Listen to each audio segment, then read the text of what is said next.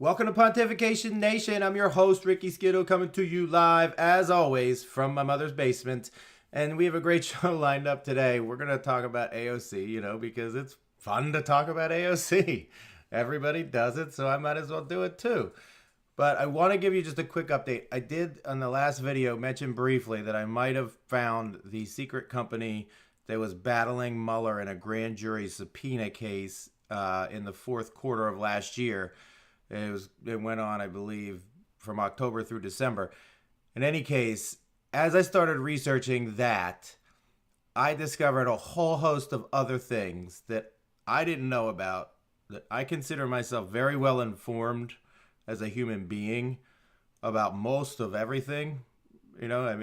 People who know me will tell you I think I know everything. I think I'm always right, because I do. And so I have discovered this whole host of information that was unbeknownst to me. So I will pretty much assume that it's probably unbeknownst to most people. But I haven't really gotten it quite figured out yet, because every time I get to a point where I think I've got it figured out, I'm presented with new information that makes it more challenging to figure out. So keep an eye out over the next few days. I'm going to continue posting content. I wanted to get on today just so you guys know that I'm still here working for you. And I wanted to get some content out. And plus, AOC is just fun. But I'm working on this bigger thing that is going to probably, I should say, going to be very interesting. It might end up all being nothing and just a coincidence. But I don't think that. So keep an eye out over the next few days, because there is a video coming that you will want to see, that you won't even believe if it is what I think it is. But for today, we're going to talk about AOC right now, and we'll do a little bit more on climate change and things like that, since it's relevant to the topic. I bet her handlers really wish she would stop talking, because the more she talks, the more it makes people want to look into her, try to figure out where she came from and who she is. I've got a whole thing about that. It's probably a whole episode. So today we're going to focus on this, and then maybe we'll follow up with where she came from. But in any case, this is from the Conservative Treehouse. This is a tweet that was, from January, and it's at the Last Refuge 2 on Twitter. It's theconservativetreehouse.com. You should most certainly follow them on Twitter if you're on Twitter, and most certainly make them part of your daily reading, because they're pretty bright people. And if you like conservative content, it's some of the best out there. It's not something where you're going to get, a million posts a day, but the stuff they do talk about, they go in depth on and help you really, truly understand the reality of the situation. I have some disagreements with them philosophically about some things with Mueller and things like that. But at the same time, I appreciate it because it helps keep me in check and helps me understand, what other people think, and really kind of make sure that I have all the information necessary. Because if I have to change my opinion, I will always change my opinion when new information is presented. So this is in response to a tweet from this Adam Townsend. He doesn't have a blue check mark, so he's, I don't know who he is. But in any case, fact that AOC is on prime committee spot and most likely doesn't have to raise funds from lobbyists to meet the money raised required of a congressperson shows that the force is strong in her. So this is on January 15th. So the Conservative Treehouse, being who they are, said hopefully optimistic, but brutally naive at Adam Scrabble. AOC started her leadership PAC, Courage to Change, the process to accept lobbying bribes less than 3 weeks after winning her seat. So this was when she was a Democrat socialist elect. And so let's kind of talk about this, because this is fascinating to me. And I admittedly truly do not understand this. And I probably need to do more work on fully understanding how money in politics works. So, with her leadership PAC now established, AOC can now and will now legally accept payments from lobbyists within the banking and finance sector. Her PAC is how AOC's office will now pay for her DC expenses. It's all legal bribery and done by every representative. The seat on the Banking and Finance Committee is especially lucrative because the banking sector of K Street lobbyists pays some of the highest bribes for rules changes. You know, I had somebody ask me one time, why don't you run for office? And I said, I'm too corruptible. I couldn't do it. You know, and this is the exact reason why I could not be in Congress. Because of things like this, I would find out the rules and take advantage of them to my own benefit immediately because they're the rules. And as long as I play within the rules, I'm playing by the rules, you know, quote unquote. So, you know, just a funny aside on that. But in any case, the AOC PAC will sometimes pay directly for the expenses, or another way is for Cortez to take out loans to her campaign that the PAC will pay her back with up to 30% interest. That's how congressional reps accumulate wealth. So you always wonder, like, how Nancy Pelosi is worth $200 million when she's been a congressperson at a salary of anywhere from, you know, I don't know how much they were paid in the 80s, but let's say $90,000 a year to $175,000 a year. It doesn't add up that she's worth hundreds of millions of dollars, because that's a good living wage, and a good wage, that's not, you know, hundreds of millionaire type money. You know, you can't save that much money living in two places, you know, your whole adult life. But in any case, that's how they accumulate wealth. The PAC is essentially like a political bank account. Lobbyists who want her vote will pay a fee, make a contribution to the PAC. AOC can then withdraw funds from that account directly or indirectly as described. The amount of the fee is a calculation between the lobbyist and the representative based on the anticipated benefit to the rule change, a bill provided by the lobbyist, to the committee chair. The committee chair in this example, Maxine Waters, will determine how much to charge. The committee chair takes the first cut, usually 3 to 5 times the single seat amount. The remainder of the lobbyist charge is distributed to committee seats, internal negotiations notwithstanding. So this is like that, you know, when they had all those people in the room and they were yelling at them about votes. They're probably very similar type stuff that goes on with this. We're not going to give you any money for your PAC, you know, if you don't vote with the committee, blah, blah, blah, you know, that kind of thing. So payments are made to the leadership PACs upon agreement.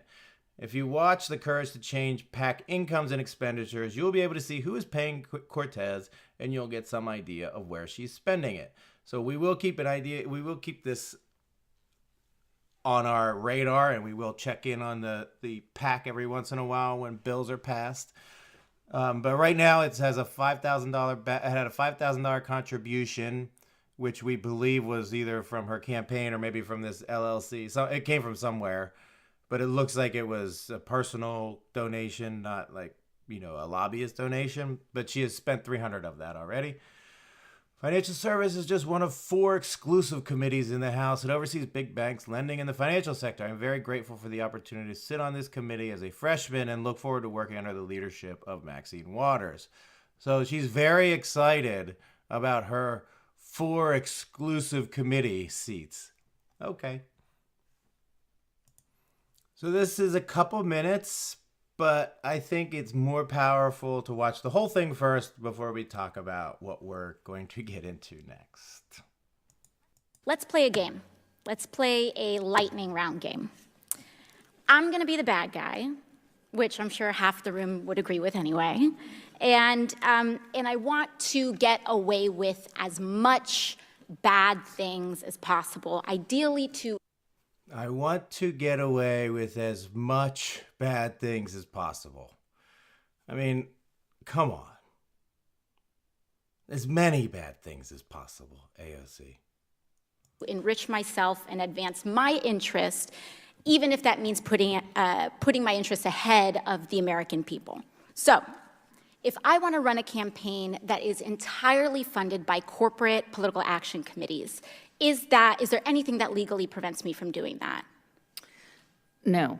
So let's say I'm a really, really bad guy, and let's say I have some skeletons in my closet that I need to cover up so that I can get elected. Mr. Smith, is it true that you wrote this article, this opinion piece for the Washington Post entitled, "These payments to women were unseemly, that doesn't mean they were illegal"? Well, I can't see the piece, but I wrote a piece under that headline in the Post, so I assume that's right. Okay, great. So, green light for hush money. I can do all sorts of terrible things. It's totally legal right now for me to pay people off. So, I use my special interest dark money funded campaign to pay off folks that I need to pay off and get elected. So, now I'm elected, now I'm in. I've got the power to draft, lobby, and shape the laws that govern the United States of America. Are there any limits on the laws that I can write or influence? There's no limits. So there's none. So I can be totally funded by oil and gas. I can be totally funded by Big Pharma, come in, write Big Pharma laws, and there's no limits to that whatsoever. That's right. The last thing I want to do is get rich with as little work possible. That's really what I'm trying to do as the bad guy, right? So is there anything preventing me from holding stocks, say, in an oil or gas company, and then writing laws to deregulate that industry and cause, that could potentially cause the stock value to soar and accrue a lot of money in that time? You could do that. So I could do that. I could do that now with the way our current laws are set up. Yes? Yes. Okay, great. Is it possible that any elements of this story apply to our current government and our current public servants right now? Yes. Yes. So we have a system that is fundamentally broken. We have these influences existing in this body, which means that these influences are here in this committee shaping the questions that are being asked of you all right now. Would you say that that's correct, Yes. Mr. Marabani or Mr. Schaub? Yes. In terms of laws that apply to the president, yeah, there's just almost no laws at all that apply to the president. So I'm being held, and every person in this body is being held to a higher ethical standard than the President of the United States. That's right, because there are some ethics committee rules that apply to you. And it's already super legal, as we've seen, for me to be a pretty bad guy. So it's even easier for the President of the United States to be one, I would assume. That's right. Thank you very much. Okay, so we have AOC talking very badly about money in politics and PACs and how all of this stuff happens and how the president is corrupt. And now we have this. Whoopsie. AOC Chief of Staff caught using sketchy PAC activity for dark money scheme. Shocked. Shocked. Well, not really. It's actually predictable because this is on March 4th, but we already saw where the conservative treehouse said that she would be doing things like this on January 15th. So, Mr. Sekat Chakrabarty, the chief of staff for Miss AOC, has been caught using sketchy financial packs to construct dark money schemes. Oh dear. So basically what is happening here is this guy created 2 PACs, political action committees, and then he paired 2 LLCs with those political action committees.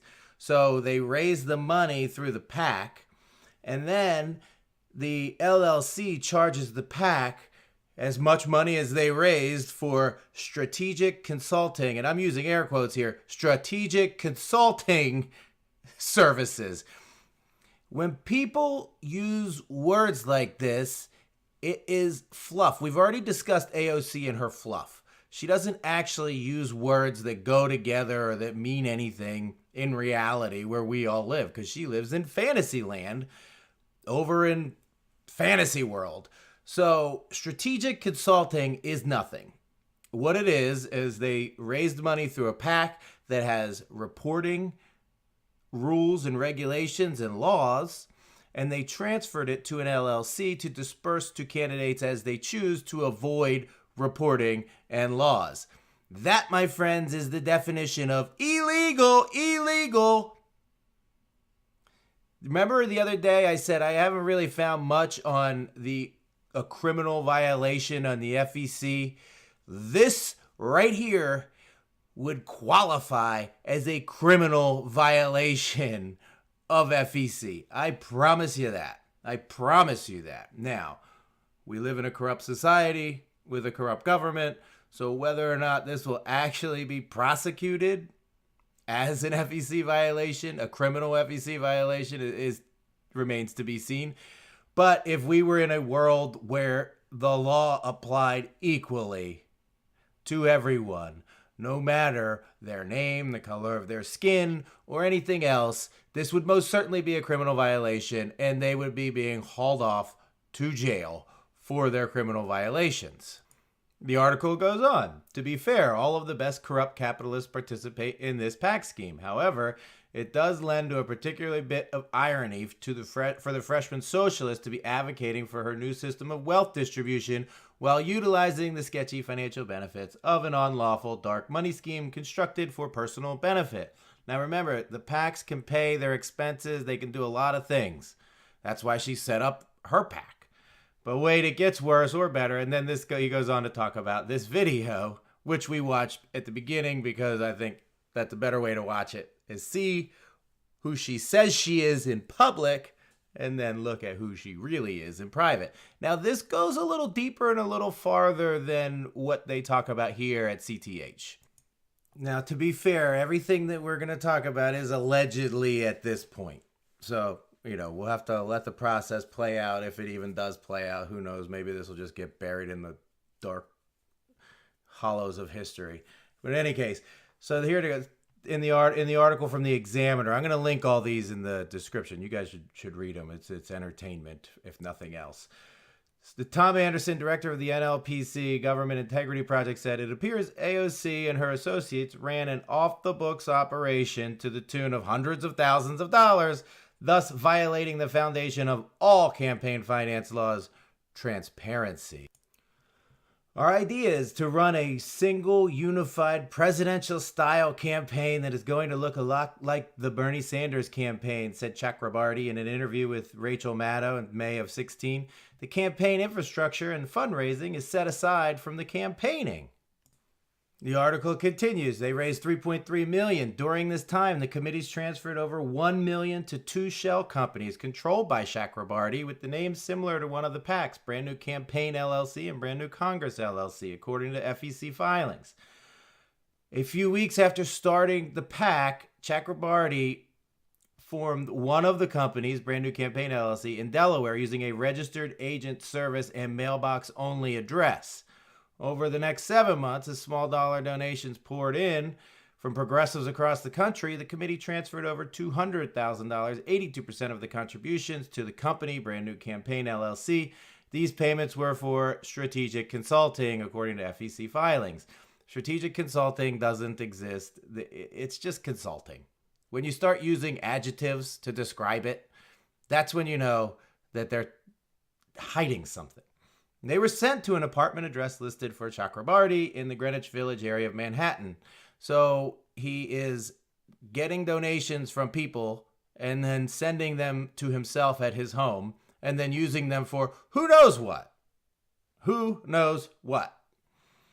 So this is the best part.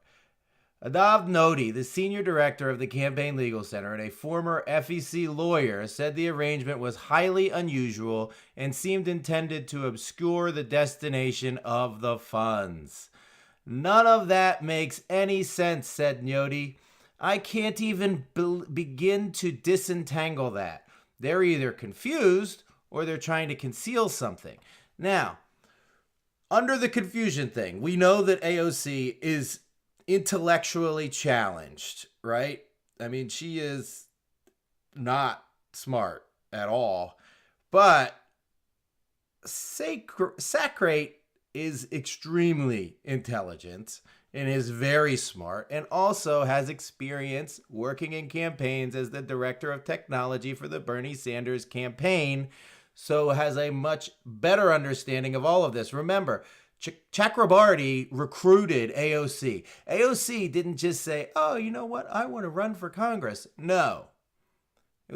She was recruited by this guy to run. The article continues. Nodi said it would be simpler to set up a consulting company and work directly with campaigns to provide services for a fee rather than creating a federal PAC and then sending the money to a company controlled by the same person. It does seem like there's something amiss. I can think of only really two likely possibilities for this sort of pattern of disbursement, said Nodi. One is the scam pack possibility. They're really just paying themselves and they're concealing it by using the LLC. The other is that there's actually another recipient that the money is going to, the LLC, then being dispersed in some other way that they want to conceal. The only two things that the FEC lawyer can think of are both illegal. Let that sink in. The FEC lawyer, who they used in this article from the Examiner, says the only thing that can possibly be is that this is illegal. So I'm not saying that it's illegal, but we'll have to see what their explanation is because they're just not commenting on this right now. They've had a lot to say about a whole host of other things, and they always comment, like even when she was fake paying her boyfriend because her campaign was underwater and she was about to go broke because she couldn't work because she was campaigning. They had a lot to say about that. They don't have much to say about this. Now, the other thing that's very interesting about all of this is AOC's been touting the fact that she's paying a living wage to all of her people. The minimum salary is $52,000. Nobody's making over $80,000. When most chiefs of staff in Congress make like $145,000 a year. So AOC is being so fair to the people who get her pho and ramen from the noodle bar. So fair. Or is she allowing her chief of staff to avoid all of the requirements that come along with having a salary of $145,000?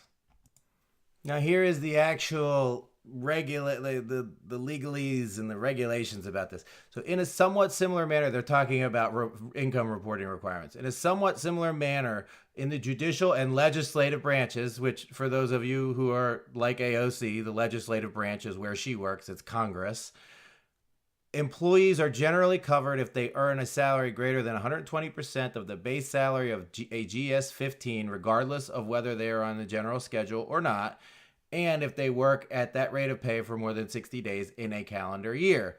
So GS-15, I believe, is about $145,000. So if he were making, GS-15 or more, he would have to file disclosures. Now, what do those disclosures look like? They have to disclose the official's private income of $200 or more, including earned and unearned income such as dividends, rents, interest, and capital gains, and the sources of such income. They have to disclose gifts received from private sources over a certain amount. This is similar to probably any gifting policy that they have at any place that anyone works, usually around $200. Assets, the identification of all assets and income-producing property, such as stock, bonds, mutual funds, securities, rental property of over $1,000 in value, including savings accounts over $5,000 in value. Liabilities, all of their liabilities, transactions, financial transactions, including purchases, sales, or exchanges exceeding $1,000 in value of income-producing property, stocks, bonds, mutual funds, exchange-traded funds, or other securities. Outside positions held in businesses and organizations, like the PAC and the LLC. Agreements for future employment or leaves of absence with private entities, continuing payments for participation in benefit plans of former employers, and blind trust, the cash value of the interest in any blind trusts. So, by not paying her chief of staff what a chief of staff makes, he does not have to tell the American people everything about his life.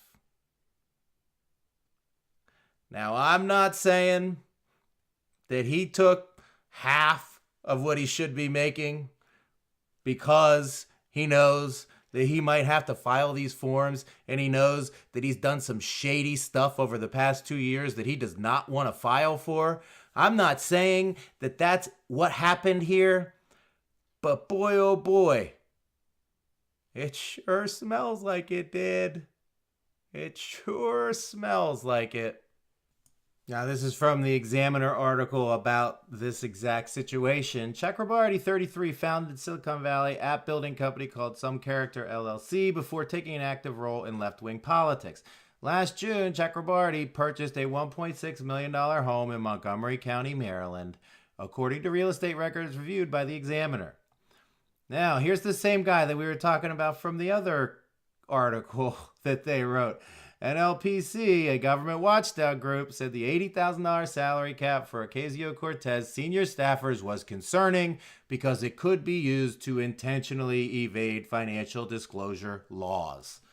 Purposefully underpaying staffers in order to avoid transparency is an old trick some of the most corrupt members of Congress have used time and again, said Tom Anderson, director of the NLPC's Government Integrity Project. It would have her staffers fall below the financial threshold for public disclosures, said Craig Holman, public affairs lobbyist for the Public Citizen, a government integrity group. The cap that AOC would impose would bring the chief of staff under that threshold. Now, just let all this sink in. Read the articles I'm going to put in the description and share this video so that everyone can see exactly the thread that is going on here, because this is ridiculous. I mean, you've got this person standing up here controlling the national conversation on policy and law, talking about how she is better than everyone else. And she's riding around. She has the biggest carbon footprint of anyone I know. She's disgusting. She's a liar and a cheat. I mean, this is disgusting. This goes to intent. You know, remember intent from the Hillary thing? This is intent. That's what this is. And don't let anyone tell you any different. Get this out there. Let's start having this conversation. I haven't looked at any. I like to not look at news before I do this stuff, but I'm sure this is plastered all over the news. I don't know if I added anything to the conversation here, but let's get this out to people so that people could truly understand what in the heck is going on here, because this is a sham. It's disgusting, and it has no place in this country.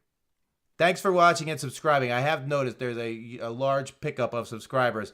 I really appreciate that. Whoever's helping me out there, I don't really get to see who subscribes, but I appreciate that so much, because that's how I'm going to get this channel monetized, is through subscriber growth. So if you've been watching and you haven't subscribed yet, please come to the landing page, hit the big red subscribe button so that we can continue exposing corruption and reality. Because the reality here is this woman does not belong in Congress, nor does her chief of staff, and they should have a lifetime ban from politics. For Pontification Nation, this is Ricky Skittle, and I am out.